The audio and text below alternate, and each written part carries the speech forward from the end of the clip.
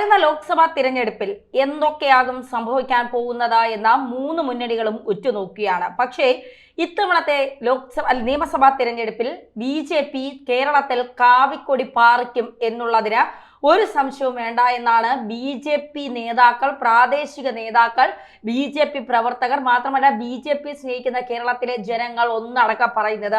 അതിനവർ പല കാരണങ്ങളും നിരത്തുന്നുണ്ട്. കാരണം ഒരു പ്രതിപക്ഷമായിരുന്നു കൊണ്ട് കോൺഗ്രസിന് കേരളത്തിൽ ഒന്നും ചെയ്യാൻ സാധിച്ചില്ല എന്നുള്ളതാണ് അവർ ആദ്യം ചൂണ്ടിക്കാട്ടുന്നത്.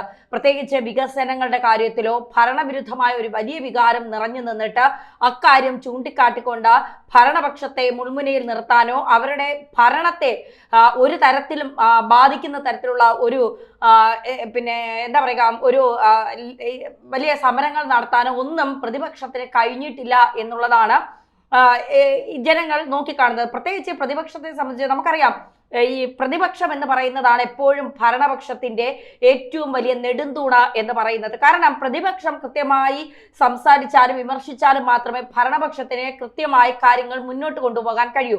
VS അച്യുതാനന്ദനൊക്കെ പ്രതിപക്ഷ നേതാവായിരുന്ന സമയത്ത് നമ്മൾ കണ്ടതാണ്, ഒരു പ്രശ്നം ഏറ്റെടുത്താൽ ആ പ്രശ്നത്തിന്റെ അന്ത്യം കാണുന്നത് വരെ സർക്കാരിനെതിരെ മുറവിളി കൂട്ടിക്കൊണ്ടേയിരിക്കും VS അച്യുതാനന്ദൻ. പക്ഷേ നിർഭാഗ്യവശാൽ ഇപ്പോൾ പ്രതിപക്ഷത്തിരിക്കുന്ന പ്രതിപക്ഷ നേതാവായ VD സതീശനെ കൊണ്ട് ഒരു ചുക്കും നടക്കുന്നില്ല കേരളത്തിൽ.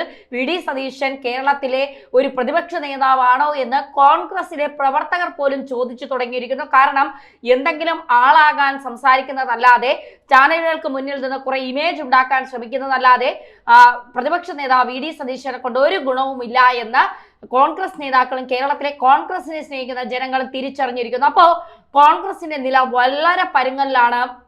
തദ്ദേശ സ്വയം ഭരണ തെരഞ്ഞെടുപ്പിലായാലും നിയമസഭാ തെരഞ്ഞെടുപ്പിലായാലും എന്നുള്ളത് വലിയ കൃത്യമാണ്. ഇനി ഇടതുപക്ഷത്തെ സംബന്ധിച്ചിടത്തോളം ഒരു ഭരണവിരുദ്ധ വികാരം വലിയ രീതിയിൽ നിറഞ്ഞു നിൽക്കുന്നുണ്ട്. മുഖ്യമന്ത്രി ലോകം ചുറ്റുന്നു. അത് കേരളത്തിലെ ജനങ്ങളുടെ എന്താ പറയുക വ്യാവസായിക മേഖലയിലൊക്കെ വലിയ നേട്ടത്തിനാണ് എന്ന് പറഞ്ഞിട്ട് 25 ലോകങ്ങൾ ചുറ്റിയ രാജ്യങ്ങൾ ചുറ്റിയ മുഖ്യമന്ത്രി ഒന്നും ഇല്ലാതെ വെറും കൈയോടെ തിരിച്ചു വന്ന ഒരു സ്ഥിതി. ഖജനാവ് മുഴുവൻ കാലിയാണ്. പല തരത്തിൽ സാമൂഹ്യക്ഷേമ പെൻഷൻ കൊടുക്കാൻ കഴിയുന്നില്ല. ജനങ്ങൾ മുഴുവൻ അസ്വസ്ഥരാണ്. ഭരണവിരുദ്ധ വികാരം വലിയ രീതിയിൽ മുഴങ്ങി നിൽക്കുകയാണ്. പ്രത്യേകിച്ച് ഈ തിരഞ്ഞെടുപ്പ് അടുക്കാൻ പോകുന്ന സമയത്ത് ശബരിമലയിലെ സ്വർണ്ണ വിഷയം കൂടി എടുത്തിട്ടപ്പോൾ ഹിന്ദു സമൂഹത്തെ മുഴുവൻ ഒന്നിച്ചു നിർത്താനായി ആഗോള അയ്യപ്പ സംഗമമൊക്കെ നടത്തിയത് വേസ്റ്റ് ആയി പോയി എന്ന സഹാക്കന്മാർക്ക് തന്നെ തോന്നിത്തുടങ്ങിയിരിക്കുന്നു. മാത്രമല്ല ആഗോള അയ്യപ്പ സംഗമം നടത്തിയതിൽ പല സഹാക്കൾക്കും മുറുമുറുപ്പുണ്ട്, എതിർപ്പുണ്ട്. അതവർ കൃത്യമായി പരസ്യമായി അവർ നിലപാടുകൾ വ്യക്തമാക്കുന്നുമുണ്ട്. അപ്പോ അങ്ങനെ നോക്കുമ്പോൾ പാർട്ടിയിൽ നിന്ന് തന്നെ തിരിച്ചടി കിട്ടാൻ ഏറ്റവും സാധ്യത കമ്മ്യൂണിസ്റ്റ് CPM-നാണ്. അതുകൊണ്ട് തന്നെ CPM ഒരുപക്ഷെ കഴിഞ്ഞ തവണ ഇതിലും വലിയ ഭരണവിരുദ്ധ സ്വർണ്ണക്കടത്തൊക്കെ കഴിഞ്ഞ തവണയാണ് സ്വപ്ന സുരേഷിന്റെ വലിയ ആരോപണമൊക്കെ വന്നത്. എന്നിട്ടും വലിയ രീതിയിൽ സർക്കാർ ജയിച്ചല്ലോ, CPM തന്നെ അധികാരത്തിൽ വരുന്നല്ലോ എന്ന് ചോദിച്ചാൽ ഒരു കിറ്റ് കൊടുത്തൊന്നും കേരളത്തിലെ ജനങ്ങൾ മയങ്ങില്ല. അത് ഏകദേശം ഉറപ്പുള്ള കാര്യമാണ്. അങ്ങനെ കിറ്റ് കൊടുത്തൊന്നും കേരളത്തിലെ ജനങ്ങളെ മയക്കിയെടുക്കാൻ ആർക്കും കഴിയില്ല എന്നുള്ളതാണ്. കാരണം അന്നം കാണാതെ കിടക്കുന്നവരല്ല കേരളത്തിലെ ജനങ്ങൾ. പക്ഷേ കോൺഗ്രസ് വരണ്ട, കോൺഗ്രസ് വന്നതിനേക്കാൾ ഭേദം ഇവിടെ കമ്മ്യൂണിസം മതി എന്ന് ജനങ്ങൾ തീരുമാനിച്ചിടത്താണ് കമ്മ്യൂണിസ്റ്റിന്റെ വിജയം എന്ന് പറയുന്നത്. കോൺഗ്രസ് ഇപ്പോൾ KM ഷാജി പറയുന്നത് അടക്കം കോൺഗ്രസ് വന്നാൽ മുസ്ലിം ലീഗ് ആയിരിക്കും ഇവിടെ ഭരിക്കുന്നത്, ശരിയത്ത് നിയമമായിരിക്കും ഇവിടെ നടപ്പിലാക്കാൻ പോകുന്നത്. അത്തരം ഒരു ഘട്ടത്തിലേക്ക് കേരളത്തിലെ ജനങ്ങൾ ഒരിക്കലും കേരളത്തെ കൊണ്ടുപോകില്ല എന്നുള്ളത് യാഥാർത്ഥ്യമാണ്. അവിടെയാണ് BJP തക്കതായ രീതിയിൽ അവരുടെ സ്ട്രാറ്റജി ഉപയോഗിച്ച് മുന്നോട്ട് പോകാൻ ശ്രമിക്കുന്നത്. അതായത് പല ഇപ്പോൾ തിരുവനന്തപുരം മുനിസിപ്പാലിറ്റിയിലൊക്കെ BJPക്ക് വലിയ രീതിയിൽ മുന്നേറ്റം ഉള്ള ഒരു സ്ഥലമാണ് തിരുവനന്തപുരം. മാത്രമല്ല തൃശ്ശൂര്, പാലക്കാട് ഒക്കെ BJPയെ സംബന്ധിച്ച് തദ്ദേശ സ്വയംഭരണ തെരഞ്ഞെടുപ്പിൽ വലിയ മുന്നേറ്റം നടത്താൻ കഴിയുമെന്ന് അവർ വിചാരിക്കുന്നുണ്ട്. മാത്രമല്ല ഈ തദ്ദേശ സ്വയംഭരണ തെരഞ്ഞെടുപ്പിലായാലും നിയമസഭാ തെരഞ്ഞെടുപ്പിലായാലും CPM BJP പോരാണ് നമ്മൾ കാണാൻ പോകുന്നത്. ഒരു ത്രികോണ മത്സരമായിരിക്കില്ല. ഒരു CPM BJP തുറന്ന പോരിനായിരിക്കും നമ്മൾ ഈ തദ്ദേശ സ്വയംഭരണ തെരഞ്ഞെടുപ്പും നിയമസഭാ തെരഞ്ഞെടുപ്പും നേർക്കുനേർ നമുക്ക് കാണാൻ പോകുന്നത്. അങ്ങനെയായിരിക്കും. നമുക്കറിയാം അമ്പലപ്പുഴ, ആലപ്പുഴ മണ്ഡലം, കായംകുളം മണ്ഡലമൊക്കെ നമുക്കറിയാം. ആലപ്പുഴയിൽ സ്ഥിരമായി CPM-ന് വേണ്ടി മത്സരിക്കുന്നത് പ്രതിഭയാണ്. പ്രതിഭയ്ക്കെതിരെ വലിയ രീതിയിലുള്ള വിമർശനം പാർട്ടിക്കകത്തു നിന്നും ഉയർന്നിട്ടുണ്ട്, പൊതുജനങ്ങൾക്കിടയിൽ നിന്നും ഉയർന്നിട്ടുണ്ട്. മാത്രമല്ല പ്രതിഭ സ്ഥിരമായി അവിടെ നിൽക്കുന്നു എന്നുള്ള ഒരു രീതി നിലനിൽക്കുന്നു ഉള്ളത് കൊണ്ട് കൃത്യമായി അതിനെ പിന്നെ എന്താ പറയുക, പ്രതിഭ ഇനി നിൽക്കണ്ട എന്നുള്ളൊരു നിലപാടിലേക്ക് സഹാക്കന്മാരും പാർട്ടിയും ജനങ്ങളും എത്തിച്ചേരും. അതിനുശേഷം പിന്നെ അവിടെ കോൺഗ്രസിന്റെ ആരതി ബാബു ആയിരിക്കാം ചിലപ്പോൾ ആലപ്പുഴയിൽ നിൽക്കുന്നത്. BJP ആണെങ്കിൽ ശക്തമായ കരുത്തയായ ശോഭാ സുരേന്ദ്രൻ കഴിഞ്ഞ ലോക്സഭാ തിരഞ്ഞെടുപ്പിൽ തന്നെ വനിതകളുമായി ബന്ധപ്പെട്ട കുറെ കാര്യങ്ങൾ ചെയ്യാനും അവരോടൊപ്പം നിന്നുകൊണ്ട് കുറെ വോട്ടുകൾ കയ്യിലാക്കാനും ശോഭാ സുരേന്ദ്രൻ കഴിഞ്ഞു. അങ്ങനെ ആലപ്പുഴയിൽ ഒരു വനിതാ മണ്ഡലമായി മാറിയാൽ 3 വനിതകൾ വന്നാൽ അവിടെ സ്വാഭാവികമായും സ്വാധീനം കൂടുതൽ കിട്ടുന്നത് ശോഭാ സുരേന്ദ്രനായിരിക്കും എന്നുള്ള കാര്യത്തിൽ സംശയം വേണ്ട. ഇനി തിരുവനന്തപുരം എടുത്താൽ തിരുവനന്തപുരത്ത് കഴിഞ്ഞ തവണ 2ാം സ്ഥാനത്ത് പോയതാണ് BJP സംസ്ഥാന അധ്യക്ഷൻ രാജീവ് ചന്ദ്രശേഖർ ഇത്തവണ നേമം മണ്ഡലത്തിൽ മത്സരിക്കാൻ, നേമമണ്ഡലമാണ് BJPക്ക് ഒരിക്കൽ MLA രാജഗോപാൽ നിന്നപ്പോൾ BJPക്ക് പിന്നെ വാതിൽ തുറന്നു കൊടുത്ത മണ്ഡലമാണ് നേമം എന്ന് പറയുന്നത്. നേമത്തെ BJPക്ക് വലിയ സ്വാധീനം BJPക്ക് നേമത്തുണ്ട് എന്നുള്ളതാണ്.